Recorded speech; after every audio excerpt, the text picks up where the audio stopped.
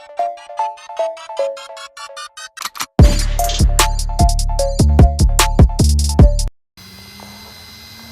yeah, we'll do a quick once round. Oh, we've got tomahawks on this one as well. Hi guys, welcome to JP Bashed. In this video I'm going to be setting a new personal best speed run with this rival MT8. Take a good look, it might be the last time it looks this pretty.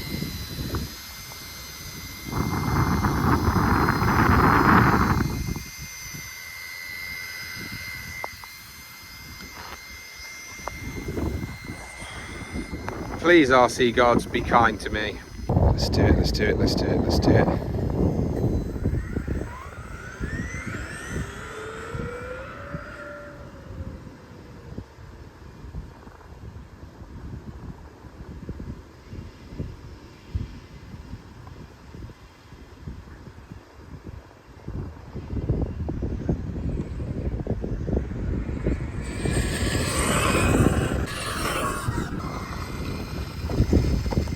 Try again.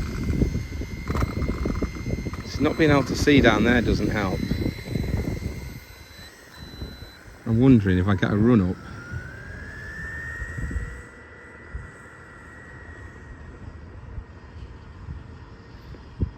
If I get a run up down here and I get a sweep, whether I'll be able to get more speed. I don't know. It's really hard to see, to gauge.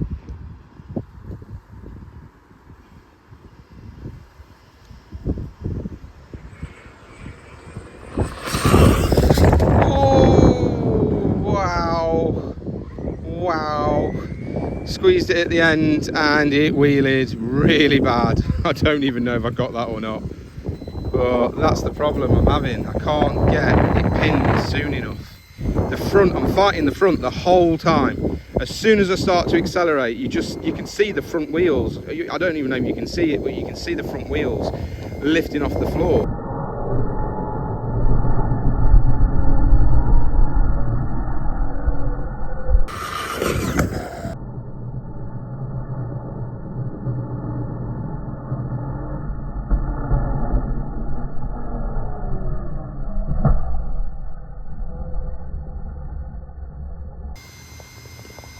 Right guys and girls, I've put the Jetco Supersonics on.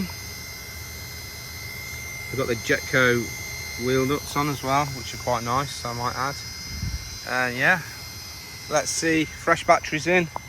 Let's see if we can improve on 67.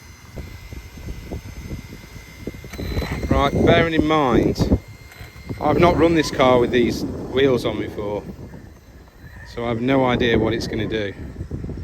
I have run the EXB with them on, but like I said, it's a bit of a different kettle of fish at the minute. The EXB had a little bit more weight in it, and the front seemed to stay planted, whereas this one it definitely doesn't.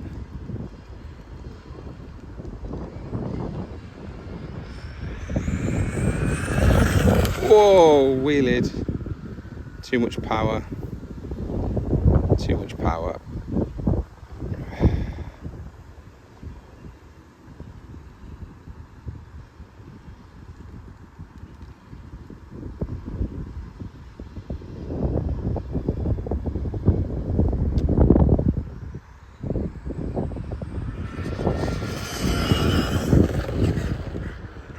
Flipping wheelied again. Every time I get near the end, I'm not getting full power down.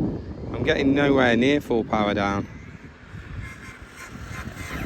I don't think that's any quicker than any of the other runs, but let's have a look.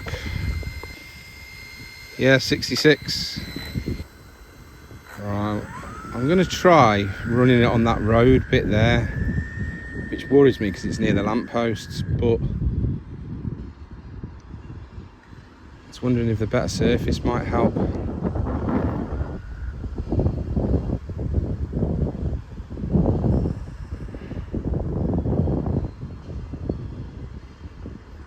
I think what we're going to do this time is I'm going to try. Right. Here we go.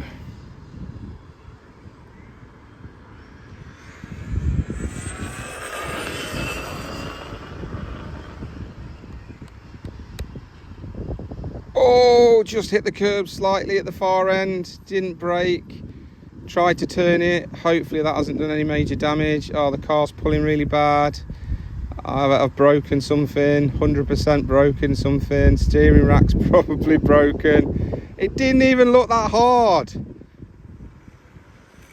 Yeah, something's broken. Fuck's sake. I can hear it. Ah, yeah. Slag. There's no other word for it. What have we broke? Let's have a look. I mean, what did I hit? Please don't tell me I've knackered the wheels. Oh, I've not knackered the wheels, but that's definitely done something to that arm. Oh, don't tell me it's broke the hub. No. The stabilizer's come off. The anti-sway bar, should I say. I'm a bit concerned about this wind blowing my shell away.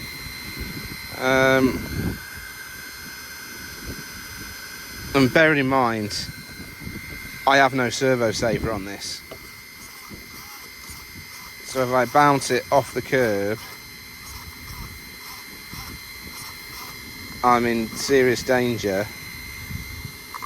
The only thing I can see that's wrong, and I only grazed the curb anyway, is this sway bar's come off. Oh no, the drive shaft's come out. Yeah, Fuka. Right, I'm going to pop that back in. That's come out twice now when I've been out. The diff cups opened up. But yeah, I'm going to have to put that back in before I do anything else. I'll be back in a minute. Guys, I've just looked at the GPS and we have a new record. I think we actually have a new world record. I have hit 74 miles an hour. So it proved it that I had to give it that extra bit and basically leave myself nowhere to brake. My plan always was, like, there's a bit of a wide turn, I can turn it, and that's what I did, and I still bounced it off the curb, and I popped a drive shaft out, and you can see the markings on the tyre where it bounced off. I don't think it was that hard, to be honest with you. That all seems okay.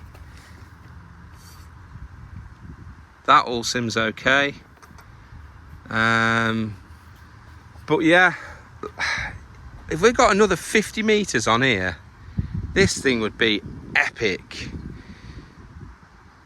But I've just done it. I've got a new record, 74 miles an hour. I'm well happy. Oh, and I got some information wrong. The diff cups are not worn on this. This is brand new. So how on earth it's managed to throw that dog bone out of that diff cup is beyond me. Maybe I hit it harder than what I thought, but I can't see any damage to the wheel.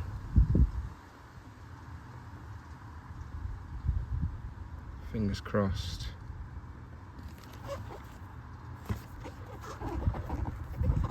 All looks all right. Right, I'm gonna have to strip it apart to get this, take something, what we're gonna take off. Potentially if I take the camber arm out, I might be able to just pop it back in. Might have to take the steering out as well. But yeah, okay, I'm gonna do that and then I'll come back. So I've got it back in, but as you can see, the drive shaft sits quite far out on the diff cup. And that's probably because I've got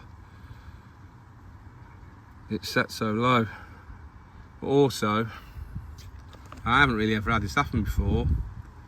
That pin there is now moving. I'm a bit hesitant now to run it again in case it throws the pin out completely. So I'm gonna have a little think now. This might be the end of the speedrun for today, to be fair. I'm really not sure whether I'm gonna attempt another run with that being like that. I have got a spare drive shaft I could pop in, but I've been out bashing this morning. It's what, I was there at 7 this morning, it's now 20 past 2, my feet are hurting, and I'm sort of thinking maybe I just stop now. Stop whilst the car's in one piece, and I've got a new record. I know I can get more out of it. I've proved now that the car was still winding up. It's just not long enough to get the full speed out of it, but I reckon it's still got another 2 or 3 miles an hour on that pinion. So with the 21 tooth pinion in that's an 80 mile an hour car easy, and that's what I'm aiming for. That's my target, is to do 80 miles an hour. So yeah, I'm gonna call it. I'm gonna leave it for today. I'm not risking it. I need to change that drive shaft really and try and glue or do something with that center pin so it doesn't shift. Last thing I want is to be going flat out and that flies out. I just don't know what it'd do. It could destroy the diffs, it could cause the car to flip. I don't know. It's just not worth it, guys. So this is JP Bashed, and thanks for watching. Hopefully you liked the video. If you have, please like and subscribe. I really appreciate everybody that's subscribed to the channel so far. We're only a small channel, we haven't been going long, but I'm pushing for the 100 subs, so any new watchers, I would really appreciate, you know, that subscription. So it doesn't cost you anything, it's free to do so, promise you. But yeah, thanks again, take care, bye for now.